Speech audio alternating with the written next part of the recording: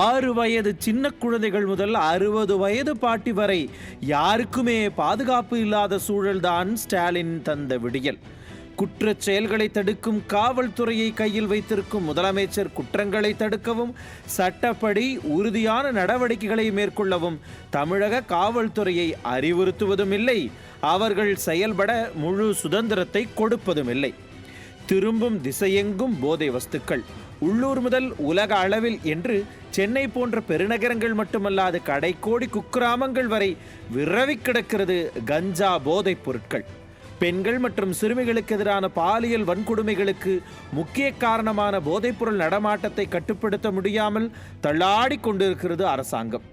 ஆனால் மற்ற மாநிலங்களை விட, இந்திய சராசரியை விட தமிழ்நாட்டில் குற்றங்கள் குறைந்திருக்கிறது என்று பேசி மக்களை ஏமாற்ற பார்க்கிறார் முதலமைச்சர் ஸ்டாலின். ஆனால் கடந்த ஆண்டுகளை விட தமிழ்நாட்டில் தற்போது அதிகரித்துள்ள குற்றங்களை பற்றி மூச்சு கூட விடாமல் இருக்கிறார். தமிழகத்தில் பெண்களுக்கு எதிரான குற்றங்களின் எண்ணிக்கை அதிகரித்திருப்பதாக தமிழக அரசின் கொள்கை விளக்க குறிப்பிலேயே தகவல்கள் வெளியாகி இருக்கின்றன. அதாவது கடந்த 2023ஆம் ஆண்டில் 3084 பதிவான பெண்களுக்கு எதிரான வழக்குகள் 2024ஆம் ஆண்டில் 3233 அதிகரித்திருக்கின்றன. பாலியல் வன்கொடுமை வழக்குகள் 2023ஆம் ஆண்டில் 406 இருந்தன. அதுவே 2024ஆம் ஆண்டில் 471 அதிகரித்திருக்கின்றன. இதைவிட பெரும் அதிர்ச்சி என்னவென்றால் 2023ஆம் ஆண்டில் பதிவு செய்யப்பட்ட போக்சோ வழக்குகளின் எண்ணிக்கை 4581.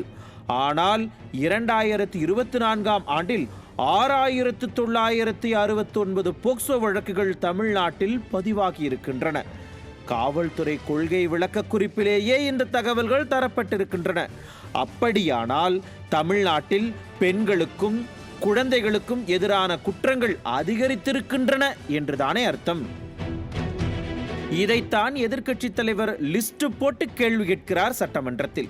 அண்ணா பல்கலைக்கழக மாணவி விவகாரம், ஈசிஆரில் காரில் சென்ற பெண்களை திமுக கொடிகட்டிய கார் துரத்திய விவகாரம், அண்ணாநகர் சிறுமி பாலியல் வன்கொடுமை விவகாரம், ஆம்ஸ்ட்ராங் கொலை வழக்கு, விசாரணை கைதி மரணங்கள் என்று திமுகவின் சட்ட ஒழுங்கு லட்சணத்தை பட்டியல் போட்டு விளாசி தள்ளியிருக்கிறார் எதிர்க்கட்சித் தலைவர்.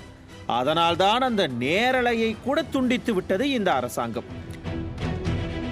கள்ளச்சாராய ஆட்சிக்கு கள்ளக்குறிச்சியே சாட்சி, சட்ட ஒழுங்கு சீர்கேட்டுக்கு மாணவர்களின் புத்தகப்பையில் இருக்கும் அருவாள்களே சாட்சி, பெண்கள் பாதுகாப்பின்மைக்கு அண்ணா பல்கலைக்கழகமே சாட்சி. ஏற்கனவே ஆபரேஷன் கஞ்சா 2.0 3.0 என்று எல்லாமுமே ஃபெயிலியர் ஆகி கிடக்கிறது. இதில் இன்று திமுகவின் அடுத்த வெர்ஷன் 2.0 லோடிங் என்று வேறு பெருமை பேசிக்கொள்கிறார் முதலமைச்சர். இன்னும் என்னென்ன கொடுமைகளை எல்லாம் இந்த 2.0 வெர்ஷனில் தமிழ்நாடு பார்க்க போகிறதோ தெரியவில்லை. ஆக மொத்தத்தில் பெண்களுக்கு எதிரானதுதான் இந்த ஸ்டாலின் மாடல் ஆட்சி என்பதை ஒவ்வொரு நாளும் தன் செயல்களால் நிரூபித்துக் கொண்டே இருக்கிறது இந்த அரசாங்கம். நியூஸ் ஜே செய்திகளுக்காக இணையாசிரியர் மனோஜ்குமார் கோபாலன்.